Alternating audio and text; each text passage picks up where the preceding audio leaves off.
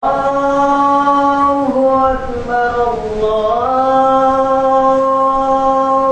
أكبر لا إله إلا الله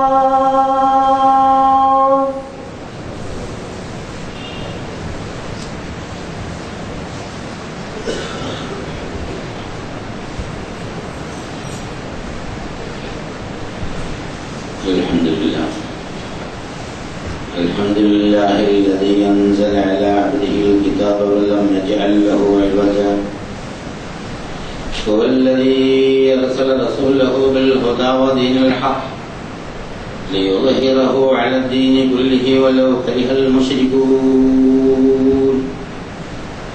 أشهد أن لا إله إلا الله وحده لا شريك له وأشهد أن محمدا عبده ورسوله اللهم صل على محمد وعلى آل محمد كما صليت على إبراهيم وعلى آل إبراهيم اللهم بارك على محمد وعلى آل محمد كما باركت على إبراهيم وعلى آل إبراهيم في العالمين إنك حميد مجيد أيها الأخوة الأحباء أوصيكم وإياي أولا بتقوى الله.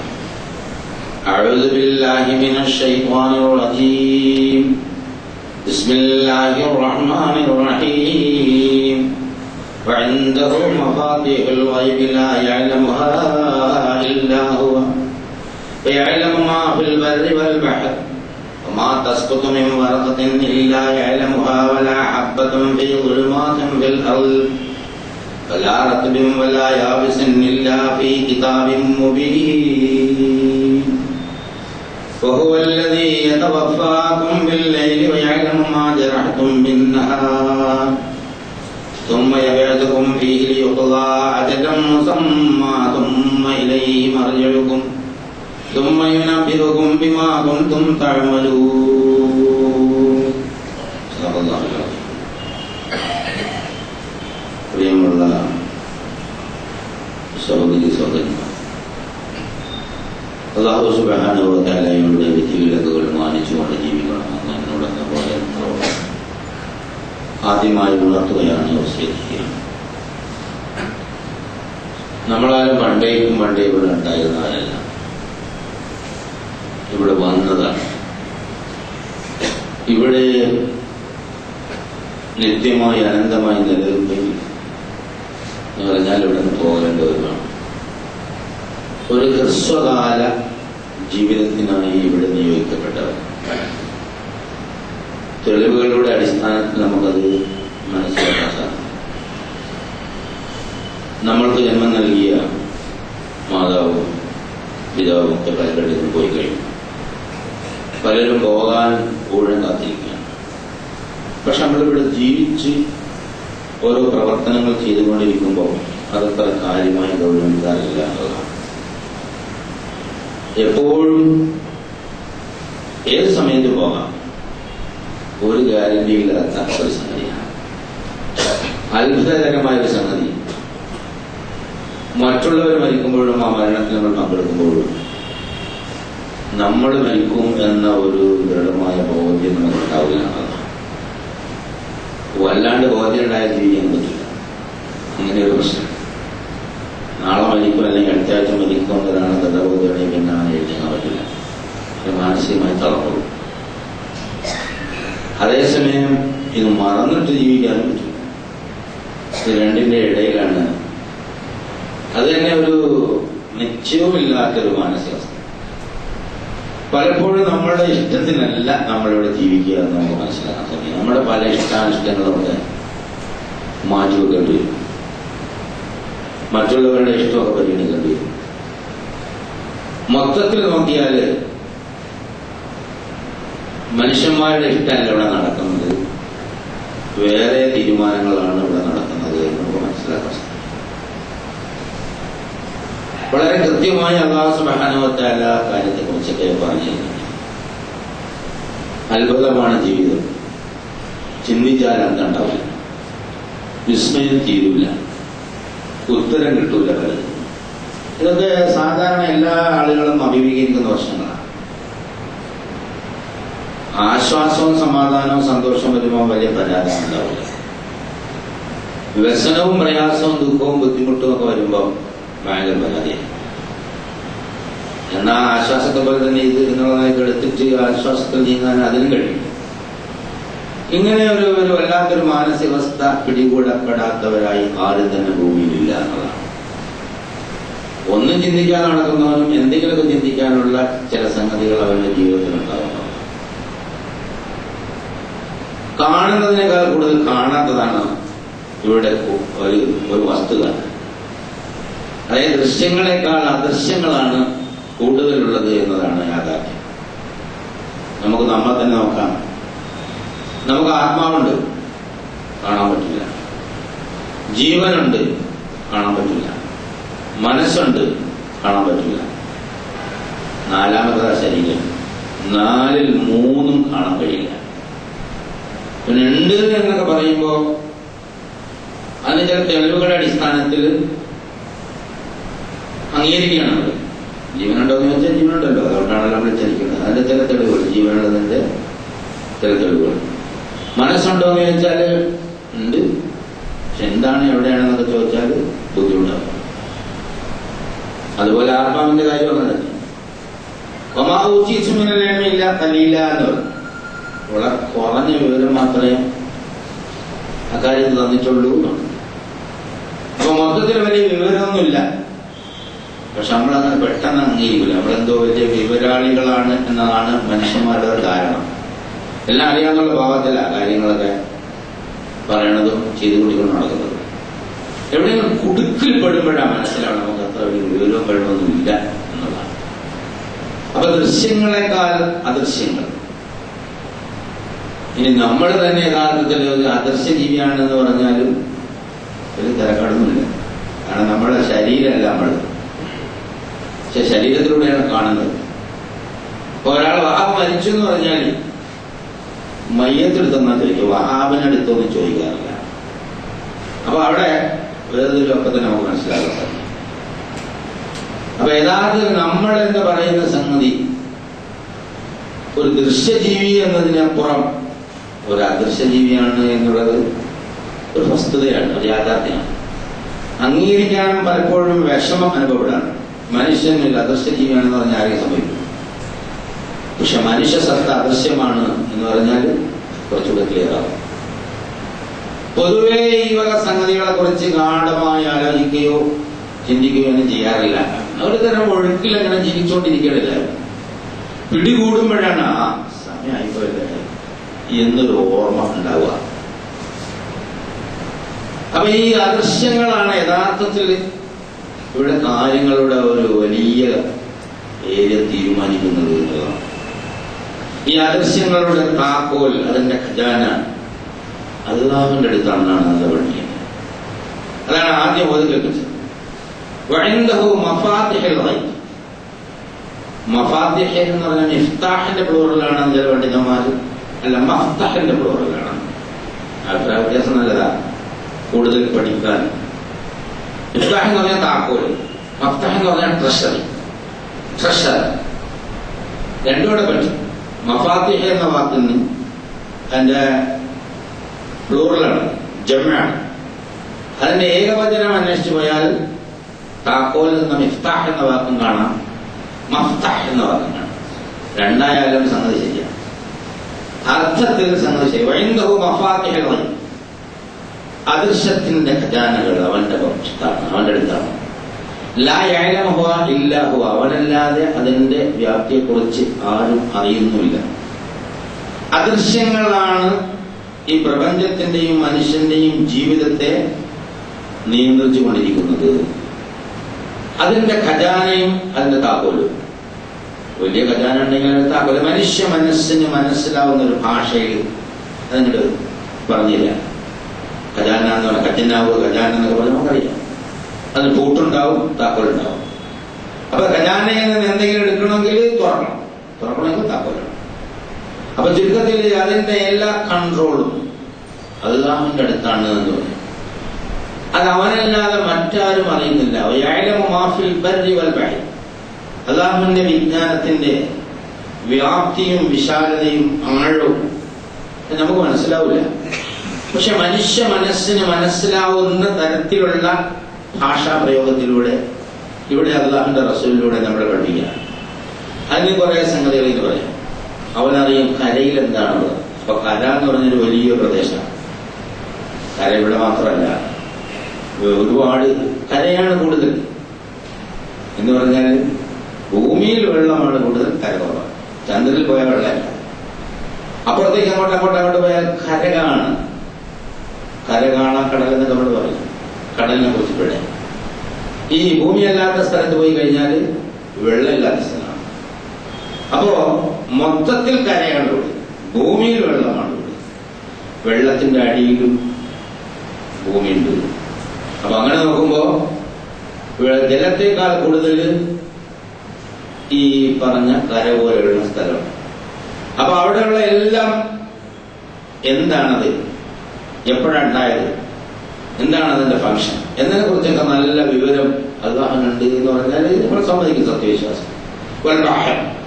അപ്പൊ കരയിലും കടലിലും ഉള്ളതെല്ലാം അവൻ അറിയുന്ന പറഞ്ഞാൽ മൊത്തം സ്പേസിലുള്ളത്, അതായത് സ്ഥലം. സ്പേസ് എന്ന് പറഞ്ഞാൽ ശൂന്യത എന്നുള്ളതല്ല, സ്ഥലം എന്നർത്ഥം. ഈ സ്ഥലം എന്ന് നമ്മൾ പറയുന്ന ഒരു ക്രിയേഷനാണ്. അതുണ്ടാക്കുന്നത് അല്ലാഹുവാണ്.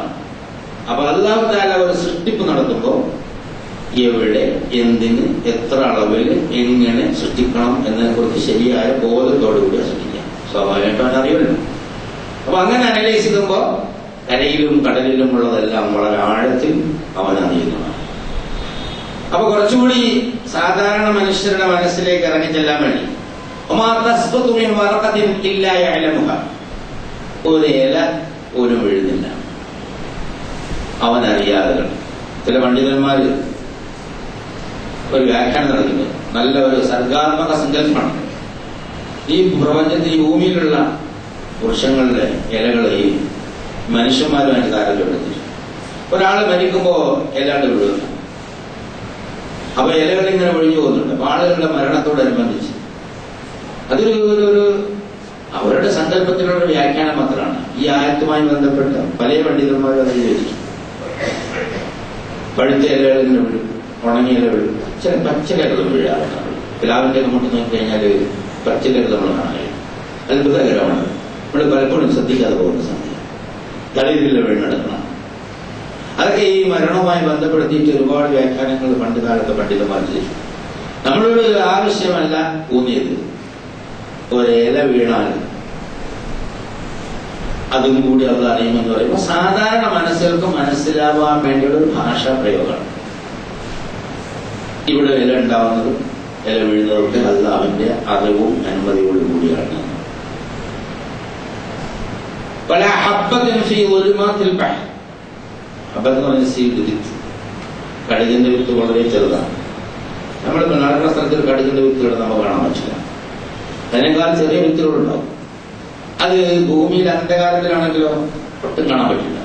അപ്പൊ നമ്മുടെ മനസ്സിനെ അങ്ങോട്ട് ആഴത്തിൽ നിന്ന് പിടിച്ചെടുക്കുക.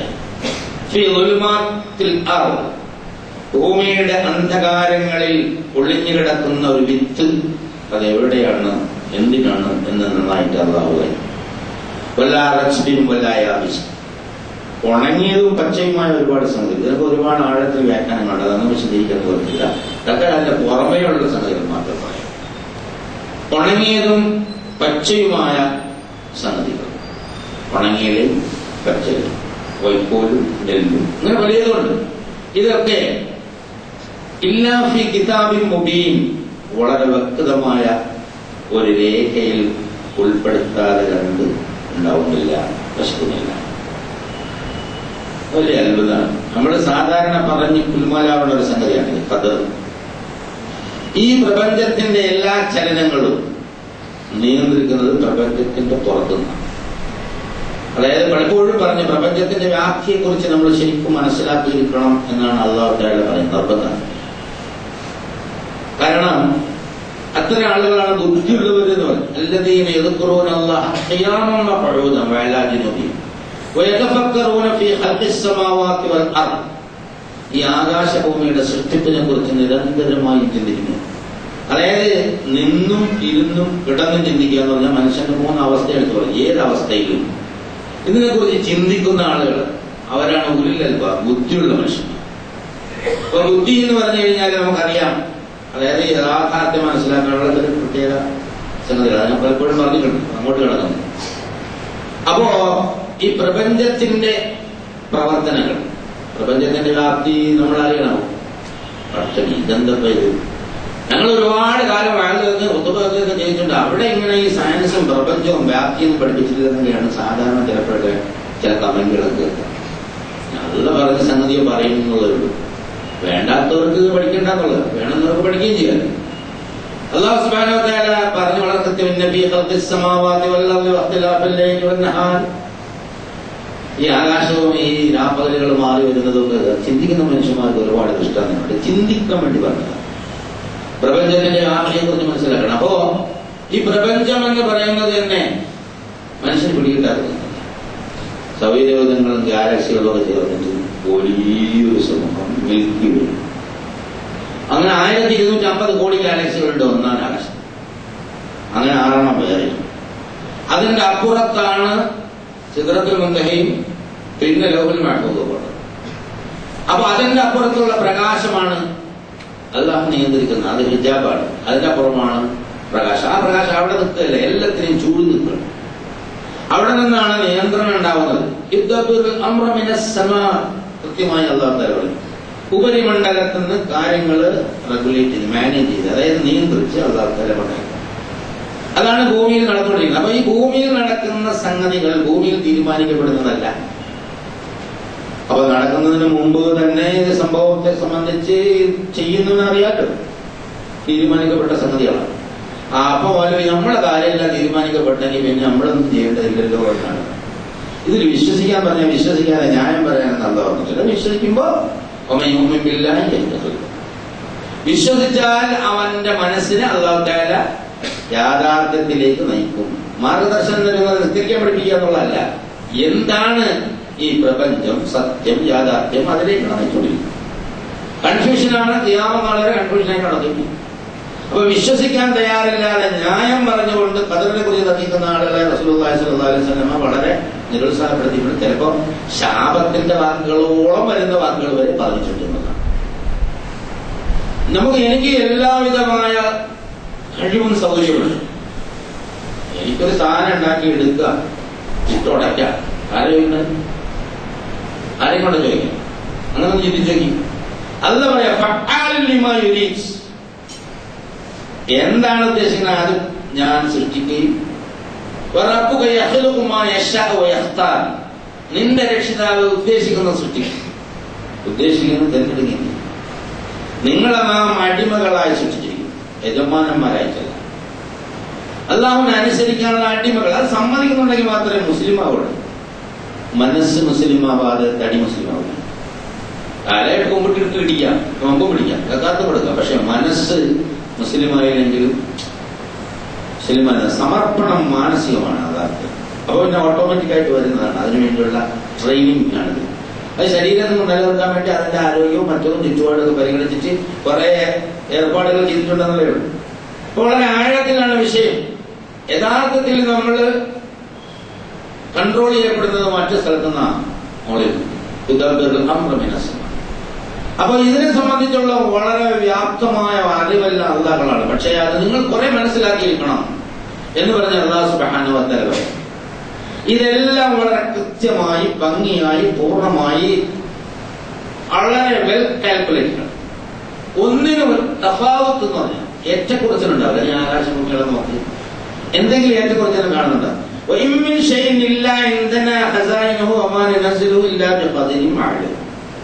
എല്ലാത്തിന്റെയും ഖജാന അല്ലാഹുവിന്റെ കയ്യിലാണ്. അവൻ ഉദ്ദേശിക്കുന്ന അളവിൽ മാത്രമേ അതിങ്ങോട്ട് തരികയുള്ളൂ.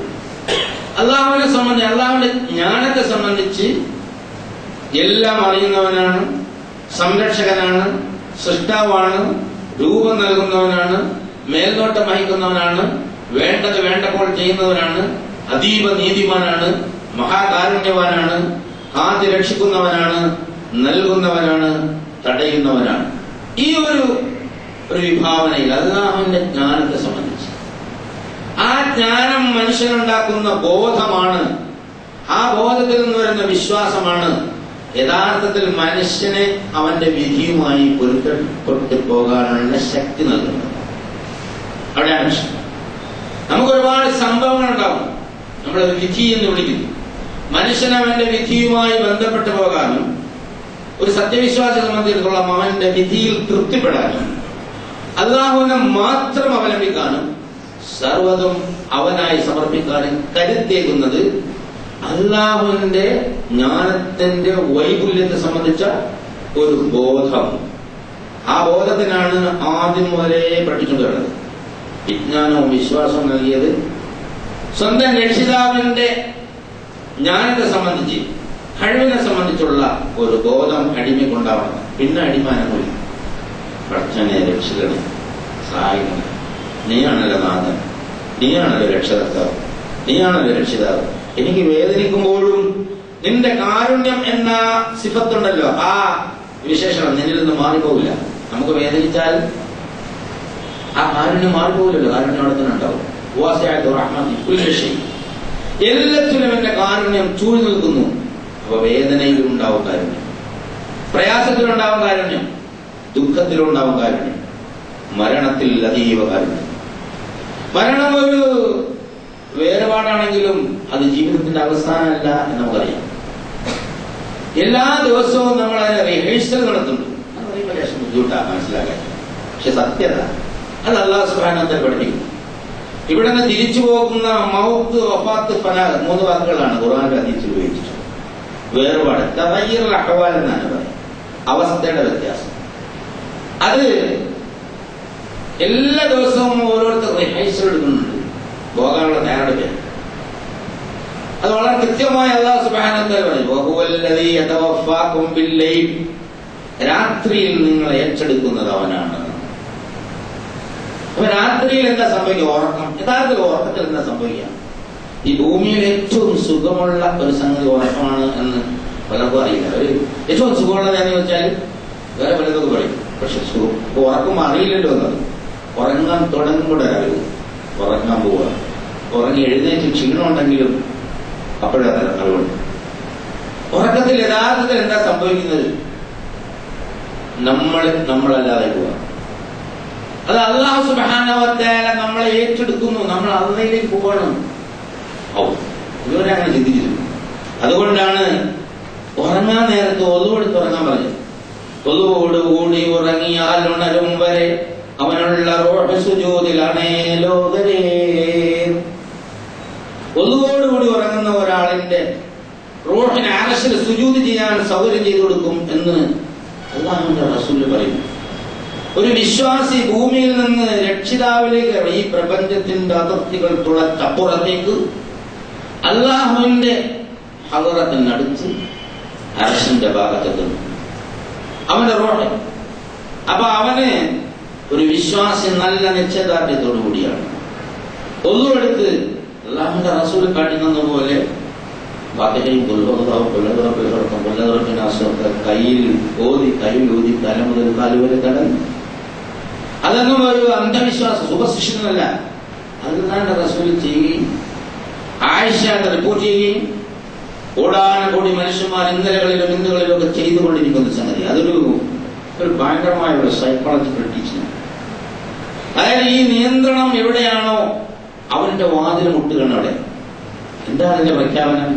ഫാത്തിഹ ഓതുമ്പോ നമുക്കറിയാം എന്താണ് ഫാത്തിഹയിലൂടെ നേർമാർഗമാണ്. ഓതുമ്പോ ഉറപ്പിച്ചു പറയാണ് നീ മാത്രമാണ് എല്ലാം. ആ ചിന്തയെ ശല്യപ്പെടുത്തുന്ന പൈശാചിക ദൗർബോധനങ്ങളിൽ നിന്ന് മനുഷ്യൻ കാവലിന് ചോദിക്കും. വളരെ കുറഞ്ഞ സമയം മതി. പണിയൊക്കെ നടത്തും, കാര്യങ്ങളൊക്കെ ഓരോ ഇതിങ്ങനെ പറയും. എന്നിട്ട് പറയാ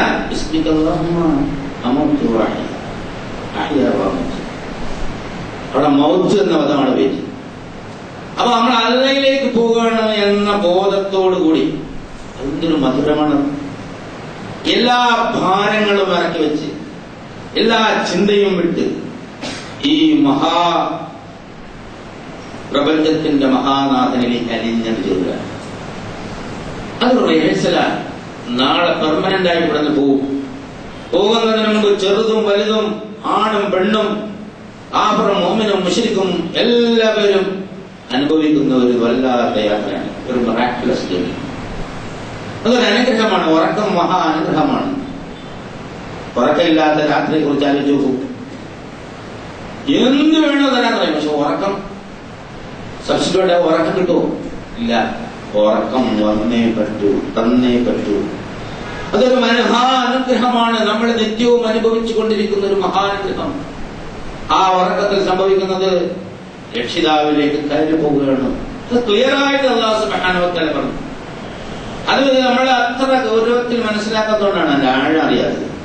അല്ലാഹനെ കാണാൻ പോകുന്ന എന്തൊരു ഭക്തിയിലും ഗൗരവത്തിലാണ് പോവാം.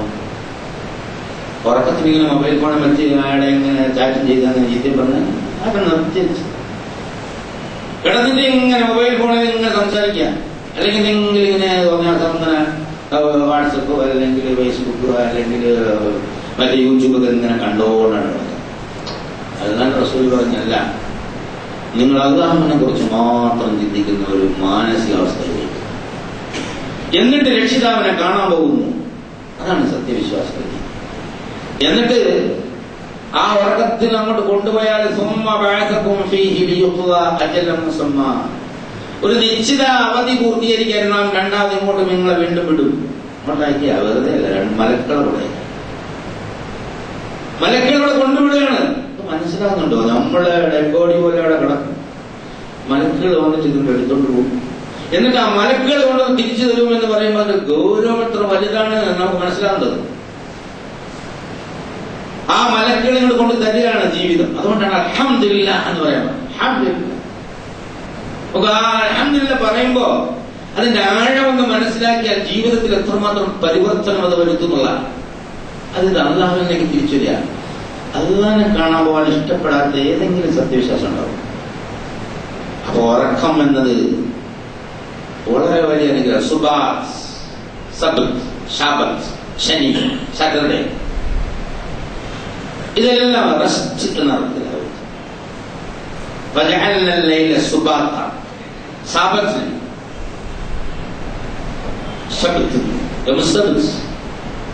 ആ വാക്കിന്റെ അർത്ഥത ആ ദിവസം മുഴുവൻ ഉറങ്ങണമെന്നല്ല പറഞ്ഞിട്ടുണ്ട്. ഞാൻ ആ വാക്കിന്ന് മനസ്സിലാക്കാൻ വേണ്ടിയിട്ടാണ്. ലൈല് നിങ്ങൾക്ക് അങ്ങനെയാക്കിയിരിക്കുന്നു. മുഴുവൻ ഉറങ്ങി തീർക്കാനല്ല, കുറച്ച് നിസ്കരിക്കാൻ നമ്മൾ ഉപയോഗിക്കണം. ഒരു ലൈലില്ല, അതില്ല. കുറെ സമയം എണ്ണീറ്റ് നിസ്കരിക്കാൻ പോയി, ബാക്കി നീ എന്റെ അടുത്ത് നിന്നു. ആരെങ്കിലും വധുവോടുകൂടി ഉറങ്ങിയാൽ, നല്ല നിശ്ചയദാർഢ്യത്തോടുകൂടി ഉറങ്ങിയാൽ അവന് മുബശ്ശറാത്ത് ഉണ്ടാവും. എന്താ മുബശ്ശറാത്ത്? അൽ മുബശ്ശറാത്ത് യാ റസൂലല്ലാഹ്. എന്താണ് മുബശ്ശറാത്ത് റസൂലല്ലാഹ് എന്ന് ചോദിച്ചപ്പോൾ പറഞ്ഞത് അർ-റുയാ അൽ-ഹസൻ, സത്യസ്വപ്നം, സൽസ്വപ്നങ്ങൾ. ജീവിതത്തെ നിയന്ത്രിക്കാൻ പോലും പര്യാപ്തമായ സൽസ്വപ്നങ്ങൾ ഉണ്ടാവും, കൃത്യമായ സ്വപ്നങ്ങൾ ഉണ്ടാവും. സ്വപ്നം എന്ന് പറയുന്നത് ഒരു വല്ലാത്ത പ്രോസസ്സാണ്, പിടിയില്ലാത്ത സംഗതി. സ്വപ്നത്തെ കുറിച്ച് ഒരുപാട് ഖുർആനിൽ പറയും. യൂസുഫ് നബിയുടെ സ്വപ്നം, രാജാവിന്റെ സ്വപ്നം, ഇബ്രാഹിം നബിയുടെ സ്വപ്നം, റസൂലുള്ളാഹി സ്വല്ലല്ലാഹു അലൈഹി വസല്ലം. അങ്ങനെ സ്വപ്നങ്ങൾ ഒരുതരം കമ്മ്യൂണിക്കേഷനുള്ള ഒരു മീഡിയ ആയിട്ട് അല്ലാഹു സുബ്ഹാനഹു വ തആല ഉപയോഗിച്ചിട്ടുണ്ട് എന്നതാണ് പാരാസൈക്കോളജിയായിട്ട് ബന്ധപ്പെട്ടത്. അത് വളരെ കാര്യമായിട്ട് അത് കിട്ടുന്ന സ്വപ്നങ്ങൾ സത്യമാവാൻ ഒരു വഴി റസൂൽ പറഞ്ഞു തന്നു. നല്ല വിശ്വാസദാർഢ്യത്തോടെ നിസ്കാരമൊക്കെ പൂർത്തിയാക്കി, എന്നിട്ട് ഒന്നുകൊടുത്ത് ഈ പറഞ്ഞ റസൂൽ ഉറങ്ങുന്നത് പോലുള്ള മധുര മനോഹരമായ അവർ ഉറക്കല്ല. നമ്മളെക്കാൾ വലിയ ബോധത്തിലേക്ക് ലയിക്കുമ്പോ നമ്മളെ ബോധം മങ്ങിപ്പോകുന്നതാണ്. അപ്പൊ മനസ്സിലാണത്. അല്ലാഹു എന്ന വലിയ ബോധത്തിലേക്ക് നമ്മളെ ലയിക്കും. അപ്പോ നമ്മുടെ ചെറിയ ബോധങ്ങൾ മങ്ങിപ്പോകും. പിന്നെ അത് പിൻവലിക്കുമ്പോ നേരെ ഇങ്ങോട്ടുള്ളൂ. അല്ലാതെ ബോധം നഷ്ടപ്പെടുത്താനും പറ്റില്ല. ഒരു ബോധം നഷ്ടപ്പെടില്ല. ഒരു സ്ഥലത്ത് നിന്ന് മറ്റു സ്ഥലത്തേക്ക് മാറേ ചെയ്യുള്ളൂ എന്നതാണ്. അത് വളരെ കൃത്യമായിട്ട് ദൈനംദിനം ചെയ്തുകൊണ്ടിരിക്കുന്നു. എന്നിട്ട് ഒരു നിശ്ചിതാവധിക്ക് വേണ്ടി നിങ്ങളെ ഇങ്ങോട്ടേക്ക് ഉമ്മയിലേക്ക് മറിഞ്ഞൊഴുക്കും. അവസാനം നിങ്ങളെ പെർമനന്റ് ആയിട്ട് അങ്ങോട്ടങ്ങ് മടക്കും. ثم ينبئكم بما كنتم تعملون. എന്നിട്ട് അന്നേരം നിങ്ങളിവിടെ ചെയ്ത കാര്യങ്ങളെ കുറിച്ചുള്ള വിവരം നിങ്ങൾക്ക് തരും. പ്രിന്റ് ഔട്ട് അടിച്ചു കഴിക്കും. എല്ലാം അവിടെ രേഖപ്പെടുത്തി വെച്ചു. അവസാനം ഇഖ്റ കിതാബക കഫാ ബിനഫ്സിക അൽയൗമ അലൈക ഹസീബ. ചെയ്ത പ്രവൃത്തി മുഴുവനും വലിയ പ്രിന്റ് ഔട്ട് അടിച്ച് കൈ തരും, വായിച്ചോളാൻ. ഈ ഒരു ബോധമുണ്ടാകുന്ന ഒരു സത്യവിശ്വാസിയെ സംബന്ധിച്ചിടത്തോളം അവന്റെ ജീവിതത്തിൽ സൂക്ഷ്മത തനിയെ വന്നുള്ളൂ. അപ്പൊ സൂക്ഷ്മത ഉണ്ടാവാൻ അല്ലാഹു സുബ്ഹാനഹു വ തആല ചെയ്തു വെച്ചിരിക്കുന്ന ഒരു പണിയാണ്. ഈ രാത്രിയിൽ എപ്പോഴും അല്ലാഹു യതവഫൽ അൻഫുസ ഹീന മൗതിഹാ വല്ലതി ലം തമത് ഫീ മനാമിഹാ. ഉറക്കത്തിലും മരണത്തിലും നിങ്ങൾ അല്ലാഹു ഏറ്റെടുക്കുന്നു. അപ്പൊ ദിവസവും നമ്മൾ രക്ഷിതാവിലേക്ക് പോവുകയാണ് എന്നൊരു ബോധത്തോടു കൂടി ഉറങ്ങാൻ പോകുന്ന ഒരു വിശ്വാസിക്കുണ്ടാകുന്ന മധുര മനോഹരമായ ചിന്ത അവന്റെ വേദനകളെ വളരെ വളരെ ലളിതമായി ഉരുക്കിക്കളയും, മധുരതരമായി ഉരുക്കിക്കളയുന്നത്. അപ്പൊ ജീവിതത്തിലെ പ്രയാസങ്ങളെ നേരിടാൻ, ബുദ്ധിമുട്ടുകളെ നേരിടാൻ, വിഷമങ്ങളെ നേരിടാൻ അല്ലാഹു സുബ്ഹാനഹു വ തആലയോടുള്ള ബന്ധം ഇങ്ങനെ ദൃഢപ്പെടുത്തുന്നതാണ്. ആ പോക്ക് വരവ്, ആ ബന്ധം. ഭൂമിയിൽ തന്നെ സുജൂദ് ചെയ്യുമ്പോഴാണ് മനുഷ്യൻ അല്ലാഹുമായി ഏറ്റവും അടുത്തത്. എത്ര പ്രാവശ്യം സുജൂദ് ചെയ്തു? അർശിൽ ചെന്നാലും സുജൂദ് ചെയ്യുമ്പോഴാണ് നമുക്ക് അല്ലാഹു സുബ്ഹാനഹു വ തആല അനുഗ്രഹിക്കുന്നത്. അപ്പൊ അല്ലാഹുമായി ഏറ്റവും അടുത്തത് ഒരു മറ ഉണ്ടെന്ന് മാത്രമാണ്. ആ മറക്കപ്പുറമുള്ളത് മനസ്സിൽ ഉൾക്കൊള്ളാനുള്ള ശക്തിയും ചൈതന്യവും അല്ലാഹു സുബ്ഹാനഹു വ തആല നൽകുന്നതാണ്. അങ്ങനെ ജീവിതം മധുരതരമാക്കാൻ, ആശ്വാസകരമാക്കാൻ, സന്തോഷകരമാക്കാൻ ഒരുപാട് സംഗതികൾ അല്ലാഹു സുബ്ഹാനഹു വ തആല ഇതിലൂടെ നമുക്ക് പറഞ്ഞു പഠിപ്പിച്ചു. അത് മനസ്സിലാക്കി വിജയിക്കാൻ നമുക്ക് ശ്രമിക്കുക. അതിന് അല്ലാഹു സുബ്ഹാനഹു വ തആല തൗഫീഖ് നൽകി അനുഗ്രഹിക്കുമാറാകട്ടെ.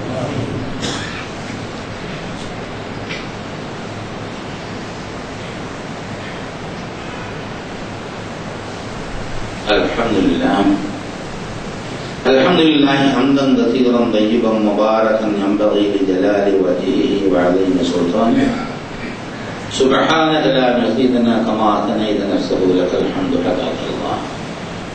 اللهم صل على محمد وعلى ال محمد كما صليت على ابراهيم وعلى ال ابراهيم في العالمين انك حميد مجيد. ايها الاخوه الاحباب ഊസിക്കും വഇയ്യായ ഥാനിയം ബിതഖ്വല്ലാഹ്. പ്രിയമുള്ള സഹോദരങ്ങളെ, അല്ലാഹു സുബ്ഹാനഹു വ തആലയുടെ വിധിവിലക്കുകൾ മാനിച്ചുകൊണ്ട് ജീവിക്കണം. എന്നോടെന്ന പോലെ നിങ്ങളോട് വീണ്ടും വസിയത്ത് ചെയ്യുക. ഈ വിധിവിലക്കുകൾ മാനിക്കുക എന്നത് അല്ലാഹു സുബ്ഹാനഹു വ തആലയുമായി ഏറ്റവും അടുത്ത് നിൽക്കുക എന്ന് തന്നെയാണ്. നമുക്ക് നമ്മുടെ കാര്യം കണ്ടുപോകാൻ പറ്റും. അപ്പോ അതിനാണ് തവക്കുൽ, ഫലമേൽപ്പിക്കുക. സത്യവിശ്വാസികൾ അല്ലാഹുവിനെയാണ് ഫലമേൽപ്പിക്കുന്നത്. കഫാ ബില്ലാഹി വകീല, വക്കീലായിട്ട് അല്ലാഹു തന്നെ മതി. നമുക്ക് പകരമായിട്ട് അല്ലാഹു തന്നെ മതി. അതൊരു ദൃഢമായ ബോധ്യമാണ്. ആ ബോധ്യത്തിലാണ് നമ്മുടെ തഖ്വയുടെ ആഴം നിലനിൽക്കുന്നത്. നമ്മൾ എന്തിനു വേണ്ടിക്കോ അധ്വാനിക്കുന്നുണ്ട്. നന്നായി ജീവിക്കണം, മക്കളെ വളർത്തണം, രോഗമില്ലാതിരിക്കണം, ഉദ്യോഗം നന്നായി നടത്തണം, കച്ചവടം നന്നായി പോകണം, കോടതിയിലും ഹോസ്പിറ്റലിലും ഒക്കെ ശാന്തവും സമാധാനപരമായിട്ട് കാര്യങ്ങളാണ്. നമ്മൾ വിചാരിച്ചാൽ പറ്റില്ല. പറ്റുമെന്നത് തെറ്റിദ്ധരിച്ചുകൊണ്ട് യാതൊരു കാര്യമില്ല. അതാണെന്ന് വിചാരിക്കണം. അതിന് ഏത് കാര്യത്തിലും അല്ലാഹു സുബ്ഹാനഹു വ തആലയുടെ നിയന്ത്രണത്തിന് നിങ്ങൾ വിട്ടുകൊടുക്കുക, സബ്മിറ്റ് ചെയ്യുക. അപ്പോഴാണ് സലീമാവുന്നത്, സേഫാവുന്നത്. അതാണ് മുസ്ലിം, അതാണ് മുഅ്മിൻ. രണ്ടുപേരർത്ഥം തന്നെ. ശക്തരാവും, സേഫാവും. നമ്മൾ ആവുന്നുണ്ടോ ഇല്ലേ എന്നുള്ളത് ആവുന്നില്ല. ഒരുപാട് പ്രശ്നങ്ങൾ സ്വന്തം കൈകാര്യം ചെയ്യാൻ വേണ്ടി നെട്ടോട്ടത്തിലാണ്. അവിടെയൊക്കെ നമ്മൾ എന്നുള്ള ഒരു പ്രശ്നം അതൊന്നും ഒഴിവാക്കി. ആശകളുണ്ടല്ലോ, തരണത് നമ്മളുണ്ടാക്കുന്നത് ആശകൾ ഇല്ല. ആശകൾ അല്ലാതെ തന്നെ നോക്കുന്നു. ആശകൾ വരുമ്പോ പടച്ചോൻ ഇഷ്ടമില്ലാത്തതിലേക്ക് പോയാൽ അതങ്ങനെ കൂട്ടിത്തരാൻ ഏർപ്പാട് വേറെ ഉണ്ട്. വിശാലം. അല്ലാഹുവിന്റെ തൃപ്തിയിലേക്ക് നീങ്ങിയാൽ ഉള്ളത് കൊണ്ട് തൃപ്തിപ്പെടാൻ വേറെ മലക്കുകൾ, അതും അദൃശ്യമായാണ് നിയന്ത്രിക്കുന്നത്. വസ്തുക്കളുടെ ആധിക്യം കൊണ്ട് ആർക്കും ഐശ്വര്യം ഉണ്ടാവില്ല. റസൂലുള്ളാഹി സ്വല്ലല്ലാഹു അലൈഹി വസല്ലം എടുത്തു പറഞ്ഞ സംഗതിയാണ്. മനസ്സിന്റെ ഐശ്വര്യമാണ് യഥാർത്ഥത്തിലുള്ള ഐശ്വര്യം. അപ്പൊ തികഞ്ഞ ഒരു ബോധം, ദൃഢമായ ഒരു വിശ്വാസം, എന്നിട്ട് മനസ്സിനൊരു ആശ്വാസം.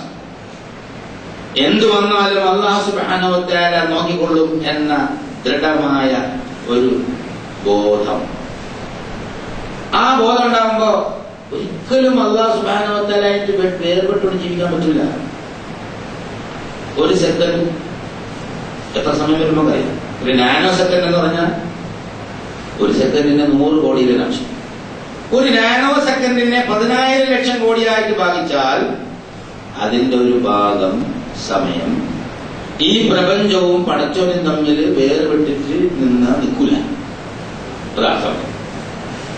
അല്ലാഹുവിന്റെ ശക്തമായ ഡയറക്റ്റായ ഇടപെടലിലൂടെയാണ് ഈ പ്രപഞ്ചത്തിന്റെ എല്ലാ ചലനങ്ങളും, മനുഷ്യ ശരീരം ഉൾപ്പെടെ മനുഷ്യ മനസ്സിനുൾപ്പെടെ എല്ലാം നിലനിൽക്കുന്നത്.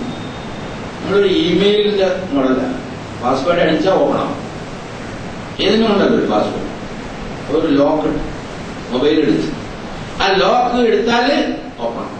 എന്നതുപോലെ നമ്മുടെ മനസ്സിനൊരു ലോക്കുണ്ട്, ദുനിയാവ്. ആ ലോക്കൊന്ന് മാറ്റിയാൽ ഇവിടെ കാണാം. ഇവിടെ ഈ ഭൂമിയിലൂടെ നടന്നു നീങ്ങുമ്പോൾ തന്നെ ഈ പ്രപഞ്ചാതിഥ്യക്കപ്പുറത്തുനിന്ന് കാര്യങ്ങൾ നിയന്ത്രിക്കുന്ന ആ മഹാ രക്ഷിതാവിന്റെ അടുത്ത് കൂടി നടക്കാൻ പറ്റും. അങ്ങനെ നടന്നിട്ടുണ്ടല്ലോ.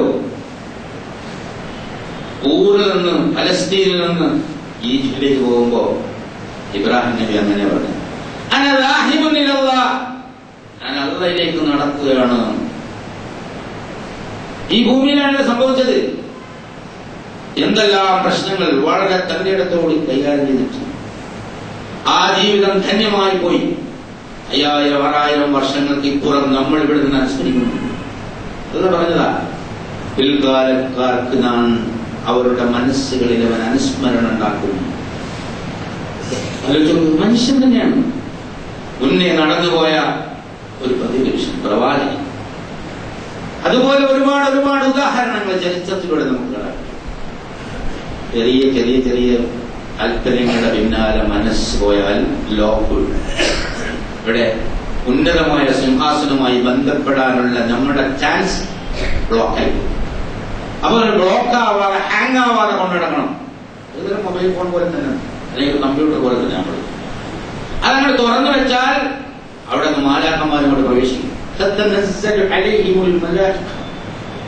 തന്നെ പറഞ്ഞ നിങ്ങൾ ഒരിക്കലും ദുഃഖിക്കണ്ടല്ല, വേദനിക്കണ്ടല്ല, നിങ്ങളെ അങ്ങോട്ട് കൊണ്ടുപോയിക്കോളൂ. അതിനെ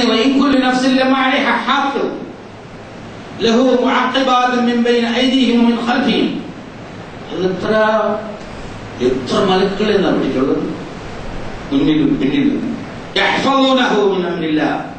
അല്ലാഹുവിന്റെ കൽപ്പന പ്രകാരം ആ മാലാഖമാർ, മലക്കുകൾ നിങ്ങളെ കാത്തു സൂക്ഷിച്ചുകൊണ്ടിരിക്കുന്നു.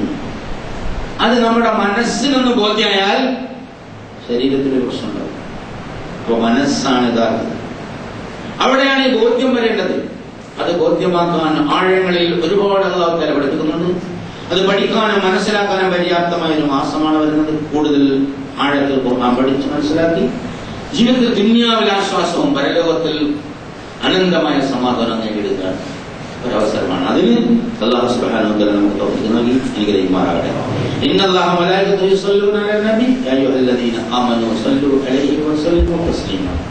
اللهم صل على محمد وعلى آل محمد كما صليت على إبراهيم وعلى آل إبراهيم في العالمين إنك حميد مجيد.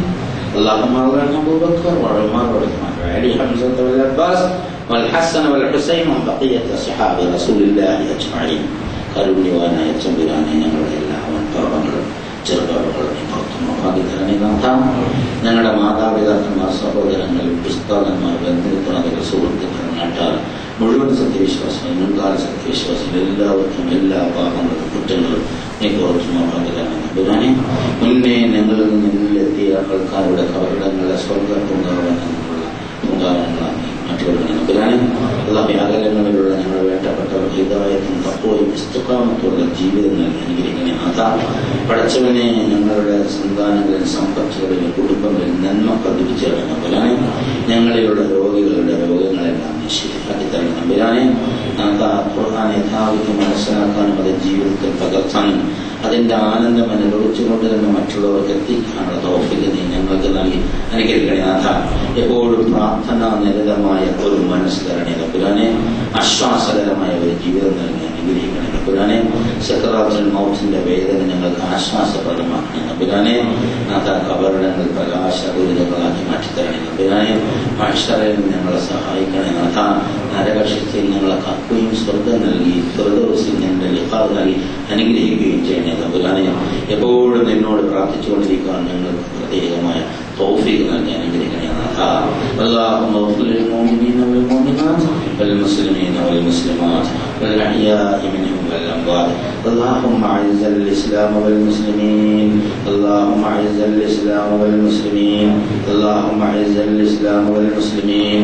اللهم انصر أعمال المجاهدين في كل أماكن الأرض يا أرحم الراحمين.